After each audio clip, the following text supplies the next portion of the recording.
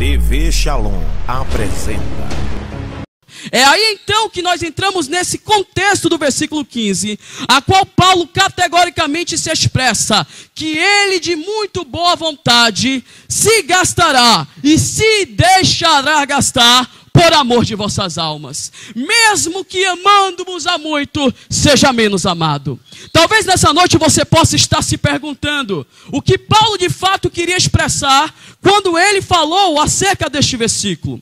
Ele estava sendo ridicularizado por próprios membros da sua igreja, que não estavam vendo o seu trabalho, que não estavam vendo a sua dedicação, que não estavam vendo o seu esmero, que não tinham qualidades de poder elogiar, aplaudir, reconhecer por meio de uma palavra. Ele estava se dedicando por amor a Deus, e até tão somente vendo a anomia de seus irmãos, ele escreve esse versículo tão sabiamente em dizer que mesmo não sendo considerado e amado pelos irmãos de sua igreja, que mesmo não sendo reconhecido, aleluias, por aqueles a qual ele estava ajudando, ele não deixaria de pregar o evangelho e de anunciar o amor de Deus por Cristo Jesus. Nesta noite o Senhor está dizendo tão somente para você, talvez você possa estar se colocando ou estando na mesma situação que Paulo, fazendo a obra e não sendo reconhecido, se dando, sendo doado e não ninguém enxergando, mas nesta noite o Senhor ele manda te dizer, isto não é motivo para você parar, não é motivo para você desistir, não é motivo para você andar inércia, porque isso tão somente são as circunstâncias daquele que continua sofrendo por amor à obra de Deus. E nesta noite, se você acredita nessa palavra profética, glorifique, exalte a Ele, porque Ele está neste lugar. A palavra gastar, no versículo 15, vem do grego dapanaô. Diga assim comigo, dapanaô. Vocês são inteligentes, conseguem falar. Eu gosto de provocar isso, sabe por quê? Porque uma vez disseram para mim que eu não podia, que eu não conseguiria, que eu não iria. E quando eu vi aquelas palavras, eu li Filipenses, que me ensinou a dizer que eu posso todas as coisas naquele que me fortalece. É por isso que eu falo grego, hebraico, se for inglês eu falo, qualquer língua que Deus me dê a capacidade de falar, eu vou falar. Não que eu nem aí, para se você critica de mim, fala mal de mim, não me aceita, eu não estou nem aí. A capacidade que o Espírito de Deus me der, eu vou além, porque Ele te deu um espírito de temor, um espírito de ousadia, um espírito de autoridade, e você fica se queixando e deixando parar aquilo que Ele tem para a tua vida. A igreja Assembleia de Deus cresceu no fogo da autoridade do Espírito Santo. E tem muitos cristãos que estão se deixando acanhar por palavras negativas. Repreenda, não aceite, vá para cima. Toda unanimidade é burra, igreja. Se alguém diz para você, se todo mundo diz para você que você é legal, que você é bacana, que você prega bem, louva bem, é legal, é perfeito, tem algo errado aí, pastor Galvão. Toda unanimidade é burra, igreja. Você sempre vai ter levantes, vai ter gente que não vai gostar de você, só pela maneira de você se vestir, de falar, a maneira de você pregar, de se expressar. Sempre haverão pessoas que não gostarão de você. Com Jesus não foi diferente. Nessa noite você que não aceitou a Jesus, você que ainda não teve encontro com Cristo, você que ainda não entregou a sua vida a Ele, eu quero lhe dizer, vai ter prova, vai ter levante, vai ter perseguição, mas uma coisa eu sei, se Ele venceu o mundo, vós também podeis vencer. Se Ele venceu o mundo, vós também podeis vencer. Sede firmes e constantes, sempre abundantes, sabendo que a vossa obra no Senhor não é em vão. Você pode aplaudir o Rei da Glória. Gostaria que todos vocês pegassem seu exemplar bíblico, abrissem vossas Bíblias na epístola segundo escreveu São Paulo, capítulo 12, versículo 15. Assim que você encontrar, por generosidade, por reverência, é uma questão litúrgica da nossa igreja, fique de pé para lermos esse texto nesta noite. 2 Coríntios, desculpa, 2 Coríntios, capítulo 12, versículo 15.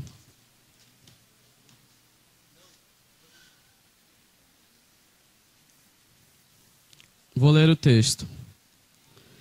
Eu de muito boa vontade gastarei e me deixarei gastar pelas vossas almas, ainda que amando-vos cada vez mais, seja menos amado. Ainda que amando-vos cada vez mais, seja menos amado. Só quero fazer um pedido. Eu não sou muito costumeiro a fazer isso na igreja quando vou ministrar.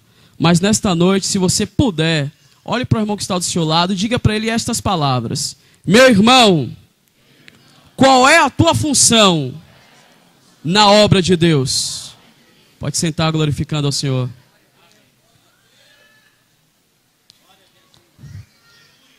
Eu quero nessa noite também fazer um pedido. Eu já pedi ao pastor Galvão, ele já me permitiu.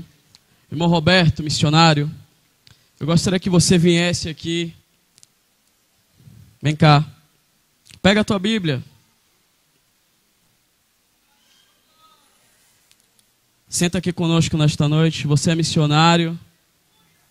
E Deus tocou meu coração para que esse simbólico ato, que eu sei que para você talvez não quer dizer muita coisa, é uma honra, mas nesta noite tão memorável, Dia Nacional de Missões, nós temos um missionário na prática que congrega conosco. Ele me contou um pouco da sua história e assim o Senhor tocou o meu coração para convidá-lo a estar aqui conosco nesta noite para ouvir a palavra de Deus. Amados, alguns de vocês já sabem, eu estou nessa noite tão alegre em que estou ministrando aqui, registrando esse momento, e eu estou muito feliz porque eu tenho percebido que Deus ele tem testificado aquilo que Ele tem para a minha vida. Nós estávamos desenvolvendo um projeto desse, eu tive há 3 semanas agora, uma cidade chamada São Félix, na Bahia, ministrei num culto missionário e estávamos falando um pouco da história das Assembleias de Deus na Bahia. E no tocante hoje, aprove a Deus a oportunidade de trazer também um pouco da história da igreja em si, eu falo de modo geral, em nosso país. Mas no tocante à mensagem, eu também quero agradecer ao pastor Galvão pela oportunidade, a quem me fizeram o convite para ministrar nessa noite, porque eu creio que foi de Deus para poder pregar para vocês neste lugar. Estamos diante de um texto no capítulo 12, versículo 15, que nos apresentam uma expressão tida pelo apóstolo Paulo.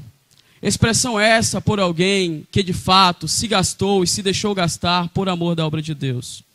Nós sabemos um pouco da história do apóstolo Paulo, conhecido como Saulo, e seu nome original é Shaul, o mesmo nome que tem o rei de Israel, o primeiro rei de Israel, rei Saul, vindo da tribo de Benjamim, hebreu de hebreus, homem que foi dotado de conhecimento, da versatilidade de poder aprender outras línguas e também de ser um cidadão romano, se deparando a experiência de aceitar a Cristo Jesus. Isso está registrado no capítulo 9 dos Atos dos Apóstolos, cujo ele teve uma experiência a qual prostrou-se no chão, e ali de uma imensa luz ouviu uma seguinte voz dizendo para ele: Saulo, Saulo, a quem me persegues? Nós aprendemos então que Saulo ele fica cego por um determinado momento, e ali ele é instruído por Ananias, Barnabé, e começa a aprender sobre o Evangelho de Cristo e o propósito de Deus. Nós sabemos que Paulo ele não demorou muito para pregar o Evangelho. Preste atenção ali para cá, toda atenção agora é pouca. Ele não demorou muito para pregar o Evangelho, para evangelizar. Mas tem um detalhe que eu quero dividir com você nessa noite, querido visitante, pessoa amiga, simpatizante da nossa fé que está neste lugar. Paulo ele passou um determinado período que, segundo historiadores, compreendeu-se há 11 a 12 anos para fazer a sua primeira viagem missionária. E até então nós compreendemos que para Deus enviar é necessário o tempo da preparação. Existe um tempo de promessa para cada um de vocês que estão aqui nesta noite. E para Paulo também não foi diferente, mesmo ele tendo sabedoria, conhecimento, mesmo ele vindo do judaísmo, ele foi preparado para o Senhor para ser logo após enviado. E o que nós aprendemos nessa noite? Aprendemos que a igreja tem 4 pilares importantíssimos que eu quero dividir com você. O primeiro pilar é você ganhar almas. O segundo pilar é consolidar as almas. O terceiro pilar é discipulá-las. E o quarto pilar é enviá-las. Todos nós que estamos na igreja, que somos uma unidade, um corpo em Cristo, nós temos uma responsabilidade diante do Senhor. Você que mal chegou e que está nos caminhos do Senhor, e a qual Deus tem colocado sonhos, propósitos e objetivos, é necessário você passar pelo teste do tempo, para que você amadureça, cresça, e assim tão somente o Senhor possa te enviar. Se não fosse por isso, em 1 Coríntios, na primeira epístola a qual Paulo escrevera, ele trata acerca de um assunto a qual ele fala para o povo em Coríntios, que necessariamente precisava se alimentar do alimento líquido, e que consequentemente levaria depois o alimento sólido. Talvez os irmãos não saibam, mas a cidade de Corinto era uma cidade de caráter cosmopolita, ou seja, haviam vários povos de diversas etnias que estavam reunidos naquele lugar. Além disso, Corinto era uma cidade portuária e o seu comércio era muito intenso. Falando de Corinto também, era uma cidade muito religiosa. Para quem não sabe, Corinto era uma cidade que tinha uma devoção tão grande a Afrodite, também conhecida como Diana dos Efésios. Afrodite é considerada a deusa da mitologia, a deusa da beleza e da sensualidade. Para quem não sabe, as mulheres de Corinto eram mulheres altamente belas, de alta estatura, cabelos lisos, loiros, olhos azuis, que seduziam qualquer homem.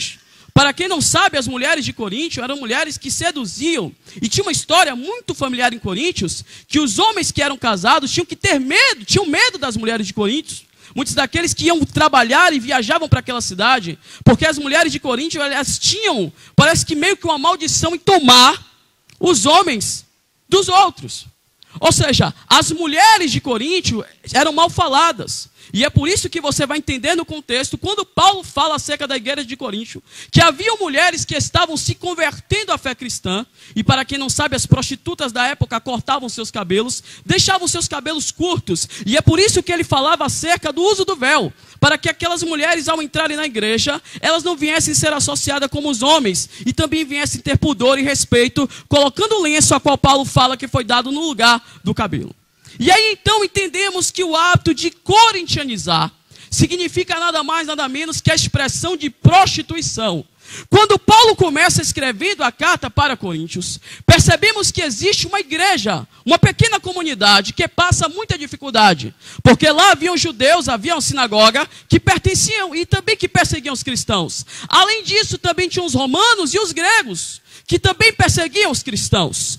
Paulo, quando começa a escrever a segunda carta aos Coríntios, ele já escreve para uma igreja mais amadurecida, tendo a sua experiência que ele teve com o Espírito Santo no capítulo 16, a qual foi enviado para Trode, desviando o caminho.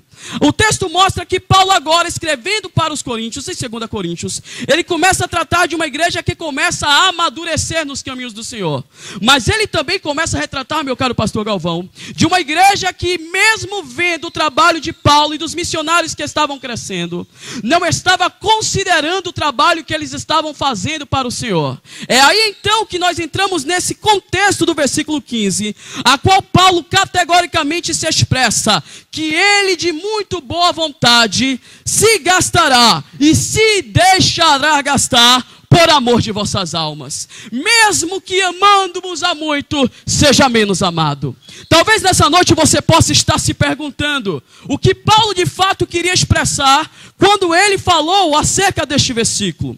Ele estava sendo ridicularizado por próprios membros da sua igreja, que não estavam vendo o seu trabalho, que não estavam vendo a sua dedicação, que não estavam vendo o seu esmero, que não tinham qualidades de poder elogiar, aplaudir, reconhecer por meio de uma palavra. Ele estava se dedicando por amor a Deus, e até tão somente vendo a anomia de seus irmãos, ele escreve esse versículo tão sabiamente em dizer que mesmo não sendo considerado e amado pelos irmãos de sua igreja, que mesmo não sendo reconhecido, aleluias, por aqueles a qual ele estava ajudando, ele não deixaria de pregar o evangelho e de anunciar o amor de Deus por Cristo Jesus. Nesta noite o Senhor está dizendo tão somente para você, talvez você possa estar se colocando ou estando na mesma situação que Paulo, fazendo a obra e não sendo reconhecido, se dando, sendo doado e não ninguém enxergando,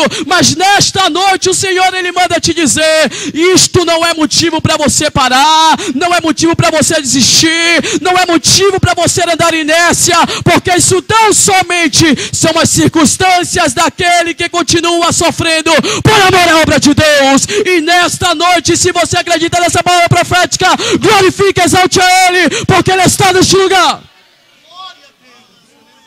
Agora eu prego. Amados, Nós vivemos uma situação na atualidade, em pleno século 21, que nós estamos nos incomodando muito com a opinião alheia, com aquilo que o outro fala da gente, com aquilo que deixa de falar. E sabia que muitas das vezes, meus caros obreiros, isso tem sido um impedimento para você poder avançar na presença de Deus?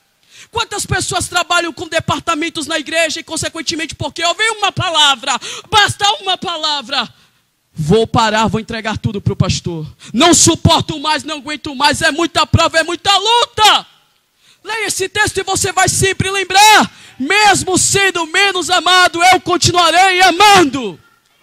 O que nos motiva a continuarmos fazendo a obra de Deus é sabermos que aquilo que fazemos para Deus não é em vão. E se nesta noite tem pessoas aqui que estavam pensando em desistir, pensando em parar, pensando em largar tudo, jogar tudo para o ar, nesta noite Ele manda te dizer, você não tem motivos para parar, a obra é para marchar, põe fogo nessa seara. Muitas das vezes nós colocamos o nosso problema nos outros. O ser humano tem a síndrome de colocar problema e de achar problema em pessoas. Mas muitas das vezes o problema está em você e você não consegue identificar isso. Muitas das vezes o problema de relacionamento está em você. Não sofra a síndrome do Dom Quixote. Ó céus, ó vida, ninguém me ama, ninguém me quer. Ainda que não te ame e não reconheça, Jesus te ama, te protege, te guarda, tem propósito na tua vida. E se Ele te garante, quem é você, ó terra, para parar o que Ele começou na tua vida? Vamos intelectualizar essa mensagem. A palavra gastar, no versículo 15, vem do grego dapanaô. Diga assim comigo, dapanaô. Vocês são inteligentes, conseguem falar. Eu gosto de provocar isso, sabe por quê? Porque uma vez disseram para mim que eu não podia, que eu não conseguiria, que eu não iria.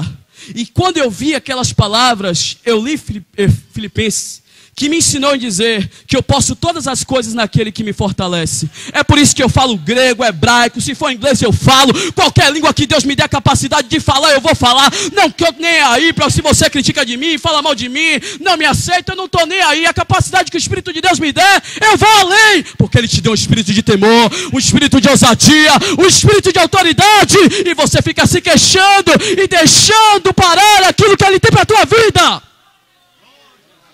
A igreja Assembleia de Deus cresceu no fogo da autoridade do Espírito Santo. E tem muitos cristãos que estão se deixando acanhar por palavras negativas. Repreenda, não aceite, vá para cima. Palavra dapanaô significa gastar. E no contexto, Paulo está querendo dizer, eu de muito boa vontade me deixarei ser consumido, me deixarei ser usado. Que significa dizer, no original grego, que eu, de forma voluntária, me dou, de forma voluntária. A obra de Deus é voluntária. A obra de Deus é voluntária. Mas aquele que põe a mão no arado, deve ter responsabilidade e não ser irresponsável com aquilo que Deus te deu. E tem muita gente sendo irresponsável com aquilo que Deus te dá, porque às vezes você não tem oportunidade, e aí abre mão daquilo que Deus te dá. Se não for aqui, Jeová vai abrir portas. Eu estou dizendo isso porque quando eu comecei a pregar no interior, meu pastor lá, às vezes ele não me dava muita oportunidade. Aí eu vou ficar triste. Deus está falando, capite se você é inteligente. Eu comecei a entender que se não é, uma hora será. E aí eu fui para uma igreja pequenininha, uma congregaçãozinha lá no interior em Cachoeira. Eu congregava na sede, ia para a congregação, minha irmã me dava oportunidade, eu comecei a pregar. Comecei a pregar sim, nas igrejas pequenas, nas igrejas a qual só tinha 2, já preguei para 1 crente, 2 crentes. E depois, o crescimento, preste atenção, isso é tempo de promessa para a tua vida. Você não vai começar no alto, começa de baixo mesmo. Foram para 2, para 3 e foi crescendo, e Deus foi crescendo e crescendo. E depois eu comecei a pregar na sede, ou seja, se talvez eu tivesse parado, eu não teria pregado lá. O que significa dizer nessa noite para você, não pare naquilo que Deus te prometeu. Não pare no ministério que Ele te entregou. A palavra de Deus nesse dia de missões Deus tem uma missão para a tua vida. Deus tem um propósito para você. Não se deixe acanhado. Não se limite pelas adversidades. Porque tem muito crente se colocando na situação de acanhado. E às vezes coloca a culpa onde não tem. Então dá para na hora ser voluntário e se dar por voluntariedade. Mas quando Paulo fala no versículo 15, nas últimas partes, ele diz, e me deixarei gastar. Agora é diferente. Significa ekdapanao, que significa gastar-se completamente, de forma involuntária. Primeiro eu disse de forma segundo é de forma me deixarei gastar. Sabe o que significa isso? Paulo está dizendo que aquele que tem nível de espiritualidade, de intimidade com Deus, compreende que a vontade de Deus é boa, perfeita e agradável para a nossa vida. Que ainda que você se gaste ou se deixe gastar, você está fazendo para Deus, você está fazendo para o Rei da Glória, você está fazendo com um propósito, você está fazendo com a finalidade, você está fazendo com o objetivo, você está fazendo com intenção, você está fazendo com amor, você está fazendo com bondade, e Deus não deixará que isso seja à toa. Paulo entende que mesmo os irmãos de Corinto sendo omissos para com ele, ele não deixaria de morrer por amor ao evangelho. Toda unanimidade é burra, igreja. Se alguém diz para você, se todo mundo diz para você que você é legal, que você é bacana, que você prega bem, louva bem, é legal, é perfeito, tem algo errado aí, pastor Galvão. Toda unanimidade é burra, igreja. Você sempre vai ter levantes, vai ter gente que não vai gostar de você, só pela maneira de você se vestir, de falar, a maneira de você pregar, de se expressar. Sempre haverão pessoas que não gostarão de você. Com Jesus não foi diferente. Nessa noite, você que não aceitou a Jesus, você que ainda não teve encontro com Cristo, você que ainda não entregou a sua vida a Ele, eu quero lhe dizer, vai ter prova, vai ter levante, vai ter perseguição, mas uma coisa eu sei, se Ele venceu o mundo, vós também podeis vencer. Se Ele venceu o mundo, vós também podeis vencer. Sede firmes e constantes, sempre abundantes, sabendo que a vossa obra no Senhor não é em vão. Mas eu estou esquecido e ninguém lembra de mim. Você esqueceu que Jesus te colocou lá.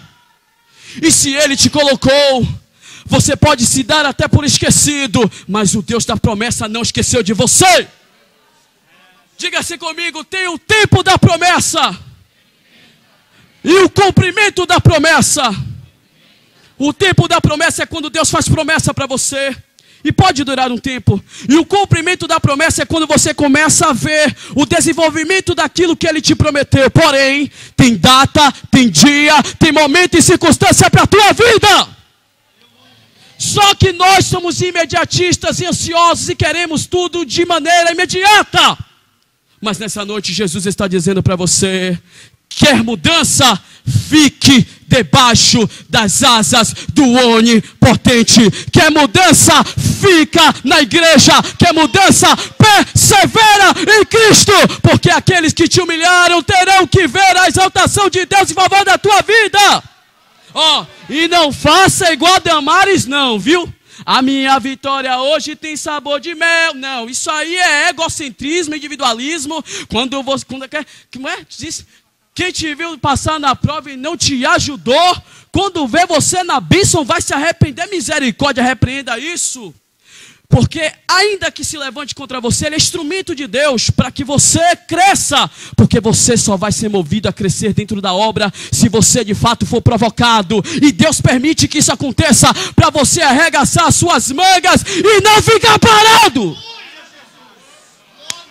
Tem um negócio muito gostoso. Eu não faço e também não quero que ninguém faça. Para com isso. Somos unidade, somos igreja. E a igreja trabalha em conjunto. Eu sei, hoje é domingo, mensagem cristocêntrica, evangelista. Calma, já vamos chegar para esse contexto. Mas eu preciso trazer isso porque Deus tocou o meu coração para lhe dizer que os missionários que fizeram a obra, que foi muito bem expressado pelo nosso missionário Roberto, de maneira muito categórica, sofreram e não se deixaram intimidar pelas perseguições. Tiveram dificuldades, sofreram açoites, perseguições. Mas isso não foi motivo para que eles pararem.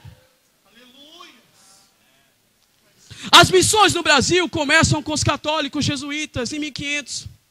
A primeira missa é celebrada no sul da Bahia, Santa Cruz de Carvalho, lá no sul da Bahia. E logo após, os jesuítas católicos portugueses começam a fazer algo chamado de missões transculturais. Sabe o que significa? Eles começaram a se adaptar, irmã Denise, à cultura indígena.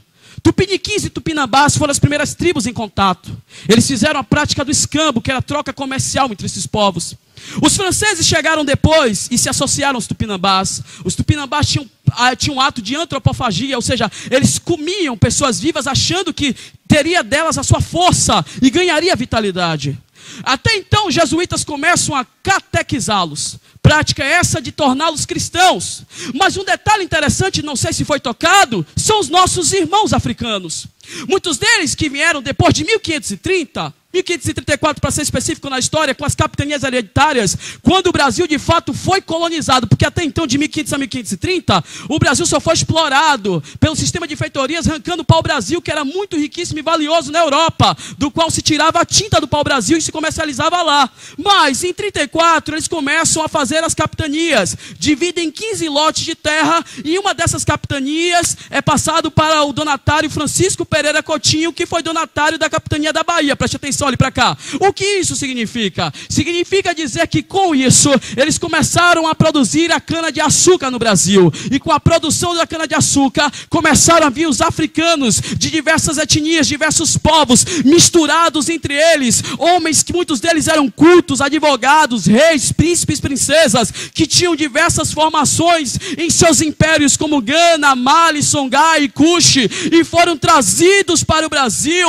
foram prostituídos pela força da Inquisição da igreja, porque eram considerados desalmados, eles não tinham almas, não eram evangelizados, vieram para cá, sofreram, foram martirizados, aleluias, muitos deles perderam a sua família, faziam a prática do banto, ou seja, do auto-suicídio, para que não viessem de fato ser escravos no Brasil. Aí veio um homem por nome Zumbi dos Palmares, em Alagoas, e ele começa a criar, aleluias, o quilombo. E uma questão interessante que eu quero dizer para você nessa noite, para que você saia daqui com entendimento, é que mesmo com todo o sofrimento que eles tiveram, a única resistência que eles tinham era resistir a tudo aquilo. Eles sabiam que não poderiam vencer os portugueses por conta de suas armas de fogo, mas nem por isso eles deixaram de resistir com as suas práticas. O que isso nós podemos trazer para a igreja nessa noite? A perseguição contra a igreja já está assolada em diversos países. Nós já estamos falando acerca do chip, como está sendo instalado na França. Estamos falando de governos ditatoriais, como o comunismo, que não ama e não glorifica a Deus. Você está vendo que o cenário do nosso país está tendo luta, é perseguição, e já posso dizer que já há guerra civil. Agora eu te pergunto nessa noite, qual é a posição da igreja mediante essa adversidade, mediante esta provação, mediante esta luta? Qual é o seu posicionamento diante de Cristo? Eu tenho visto muitos cristãos na rede social que não defendem o evangelho, que são até mesmo a favor como práticas de aborto, casamento gay, ou seja, homossexualidade. Aonde estão os valores da palavra de Deus, que são princípios inegociáveis? Uma coisa eu quero lhe dizer, isso vai ser curiosidade para vocês. Vocês sabiam, caros obreiros, que quando Satanás e os demônios caíram do céu, isso é textual, isso aqui é fato, quando eles caíram, irmão Isaías, você sabia que todos aqueles que caíram da terça parte com o relato do Apocalipse, nem todos aqueles anjos caídos se declararam contra Deus? Vocês sabiam disso? Pois houveram alguns anjos que até então perguntando-se a eles, o que vocês acham do governo de Deus? Ele é bom? Ele é ruim? Sabe o que alguns desses anjos da terça parte disseram? Ficaram quietos. Sabe por quê, Roberto? Sabe por quê, meu caro professor Adriano? Porque omissão também é pecado. Como podemos provar isso na Bíblia? O que a Bíblia diz no Novo Testamento? Que nós haveremos de julgar os anjos. Quem estuda direito, processo jurídico, sabe que julgamento é a condição que você dá ao indivíduo para que ele possa ser condenado ou absolvido. Condenado ou absolvido. Eu sei que buliu com a mente de muita gente aqui agora. Só que tem um detalhe. Dentre desses um terço, tiveram outros que Deus já mostrou o seu futuro de julgamento. E outros Deus condenou, porque uns estão presos no abismo, está no texto do Apocalipse. Mas outros Deus deu liberdade, deu a eles atuação, mas mostrando para eles o seu futuro. Ou seja, vocês terão a liberdade de fazer o que querem, de agirem da maneira que quiserem, mas vocês já estão condenados. Isso significa dizer que ainda que eles tenham a liberdade de atuar e de agir, de querer atrapalhar a obra de Deus, a igreja de Deus, o futuro deles já está selado no abismo e na santa condenação, do qual o Senhor há de julgar os vivos e os mortos na terra. Se eu fosse você, glorificava a Deus e exaltava Ele, porque o Senhor, Ele é o Senhor que controla a história. Eu sei, essa foi forte. Eu sei que essa foi forte. Eu sei. Porque Deus não gosta de gente omissa. Eu só falei isso para vocês entenderem. Sabe o que é ser omisso? É quando você vê um problema na igreja e alguém pergunta a você para ajudar e você fica quieto e não faz nada. É quando o pastor pede para os irmãos e os irmãos fecham a cara e não querem ajudar. É quando os irmãos, de alguma forma, compreendem que pode fazer e não quer fazer, pode ajudar e não quer ajudar. Deus está vendo você. Deus está te vendo. E Deus não se agrada. E se você não sabia dessa verdade, saiba hoje. E se quiser depois do culto conversar comigo sobre o texto, vamos conversar. Segunda-feira tem curso teológico aqui também. O que eu quero dizer é que dentre essa terça, nem todos disseram Deus é mau, Deus é isso, vamos nos rebelar. Tiveram pessoas que foram omissas. Você quer outra comprovação no texto? O que Jesus fala acerca das igrejas? Ele diz a uma igreja que tu és morno, e por ser morno eu vou te vomitar. Quem quer ser vomitado por Deus? Por Jesus? Você sabe o que significa ser vomitado no contexto bíblico? Quer dizer que você vai ser rejeitado, que as suas obras não valeram de nada, que você não foi interessante para Ele, que você está perdendo o seu tempo, porque você não ajuda, porque você não contribui, porque você só serve como instrumento de levante, de prova, de calúnia. Paulo também havia nos dito que existem vasos de honra e vasos de condenação que estão na igreja. Qual é a sua escolha? Quem você quer ser? Para falarmos no Dia Nacional de Missões, precisamos compreender qual é a sua função na obra de Deus. O que você veio fazer aqui? Você vem para somar ou para atrapalhar? Você vem para juntar ou para espalhar? Você vem para ser crente ou para ser problema? Só para animar o coração do povo. Jesus te chamou, Jesus te ama, Jesus te quer, Jesus precisa de você, Ele precisa de você para que pregue o Evangelho. Nem todos que estão aqui serão pastores, nem todos que estão aqui serão pregadores itinerantes, nem todos que estão aqui serão levitas, nem todos que estão aqui serão pessoas bem-sucedidas, serão ricos. Mas uma coisa que eu sei que todos nós somos servos. Qual é a sua função nesta noite? Você é servo, eu sou servo, nós somos servos, e a igreja que se entende como servo cresce em unidade. Era justamente isso que Paulo queria falar. E nessa noite, você visitante, pessoa amiga, simpatizante da nossa fé, a igreja é um espaço de alegria, a igreja é um espaço de virtude, porque nós somos luz desse mundo e sal da terra. Somos a diferença para a sociedade brasileira. Se os ímpios não verem em nós bom exemplo, igual aquela crente daquela igreja ali, não quero não, viu? Misericórdia, meu Deus do céu. Ela compra, não paga, ela deve, ela dona, rouba, pega fiado. Eu não. Que tipo de crente você quer ser? Eu vou para aquela igreja, tem um culto abençoado, o pastor é bênção, a irmã é bênção, o culto é bênção, eu quero aceitar Jesus lá. Que tipo de exemplo iremos dar? Tudo bem, pode estar enfadando, mas nessa noite eu quero finalizar dizendo para você: qual é a tua função aqui dentro? E se você tem uma função, lute. Sabe por quê? Porque se você não lutar, ninguém vai lutar por você. Se você não quiser, ninguém vai querer por você. Se você não colocar o peito para bater e dizer: Senhor, usa-me, ninguém vai se importar. Porque não é que as pessoas sejam culpadas, mas é porque começa em você a mudança. Romanos 12:2. Não vos conformeis com este mundo, mas transformai-vos pela renovação do vosso entendimento, para que experimenteis a boa, perfeita e agradável vontade de Deus. Qual é a vontade que você quer para a tua vida? Fique de pé.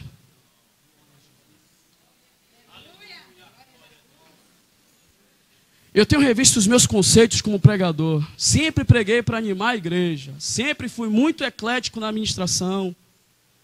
Pegando o microfone aqui, fazendo a igreja entrar no que chamamos de êxtase espiritual. Mas eu tenho começado a compreender que eu preciso pregar uma palavra contundente. Uma palavra que te provoque mesmo a você não ser a mesma pessoa. Me ajuda aí, Isaías. E para pessoas que estão aqui nessa noite, talvez você sentiu um impacto. Um impacto, porque a palavra de Deus é espada e é ribombar. Mas a palavra de Deus traz alegria. A palavra de Deus traz renovo. A palavra de Deus traz salvação. A palavra de Deus traz esperança. A palavra de Deus traz ânimo para a nossa alma. E nessa noite está trazendo um ânimo para você que você precisa mudar. Que você não pode se aceitar da mesma maneira. Que se você não vai, outro vai em seu lugar. Mas não deixe de cooperar. Você quer ver um exemplo? Entra no Zap para você ver. Está o grupo lá cheio. Irmão, bota a notícia lá. Ninguém não dá nem um oi.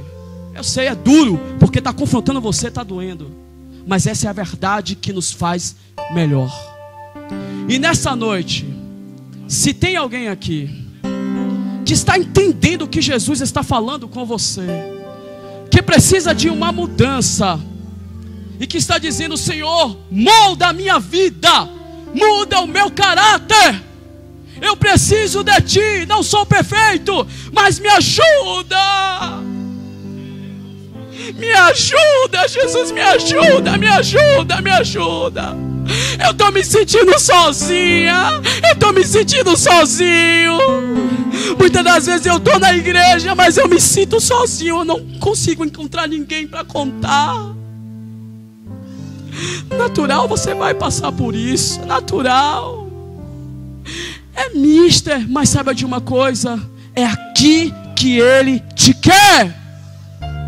Não saia, não saia, não saia. Se tem alguém aqui nesta noite, eu não vou ser apelativo, eu já vou finalizar, que quer reconciliar-se, que quer entregar a sua vida a Jesus, vem aqui à frente. Se tem algum visitante, algum irmão que está do lado de um visitante, fale com ele aí. Talvez ele possa estar com vergonha agora, mas se você quiser vir depois do culto, venha. A oportunidade é agora. A mensagem conflitante à tua vida, mas regozijante ao coração. Não tem ninguém? Amém. Espera aí, está chegando. Está chegando. Está chegando. Você pode aplaudir o Rei da Glória. Vem alguém para louvar aqui. Pastor, eu sei que já está no horário, né? Já está no horário. Tem alguma irmã aqui? Tem mais alguém aqui? Cadê a irmã Divane? A irmã Divane que me deu a cola da mensagem. Deus usou ela, nem sabe. Cadê ela? Vem cá, Divane, vem cá, hoje é você. Vem cá adorar a Deus, venha. Qual é a sua função na casa de Deus? Ah, eu tô chateada. Eu tô chateado. Você vai ficar chateado. Toma.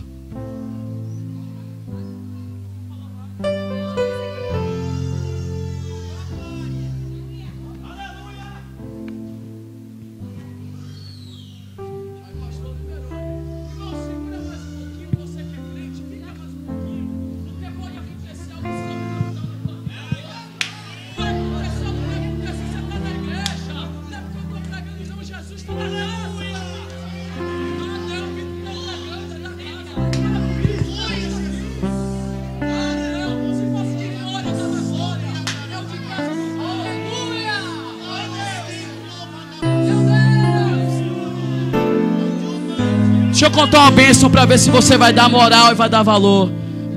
Em outubro agora estaremos indo fazer a segunda viagem fora do estado. Vou estar ministrando no estado do Ceará. Final de dezembro estaremos em São Paulo pregando a palavra de Deus. Você sabe que eu estou dizendo isso? Ah, está começando a querer tirar onda. Não! Cumprimento de promessa de quem paga preço. Se você não está vivendo, faça valer a pena a tua vida em Cristo. Vou voar, Jesus. Viajar de avião pela primeira vez. Louva! Agora dá crédito. Não vou calar meus lábios, vou profetizar, manifestar. Adore a Ele nessa noite. E abençoar a quem Deus quer libertar. Não vou calar meus lábios, vou profetizar, manifestar a graça e abençoar a Irmã quem Luciene. Deus quer. Irmã Luciene, cadê você, minha irmã? Vem cá pra gente orar pela sua vida. Tá fazendo aniversário hoje. Cadê a irmã Luciene? Vem cá, minha irmã. Vem cá, por favor. Nenhuma maldição te alcançará. Eu sei que Deus tem pra ti uma unção cujas águas nunca cessarão. Eu sei que Deus tem pra ti uma nação cujas águas nunca cessarão.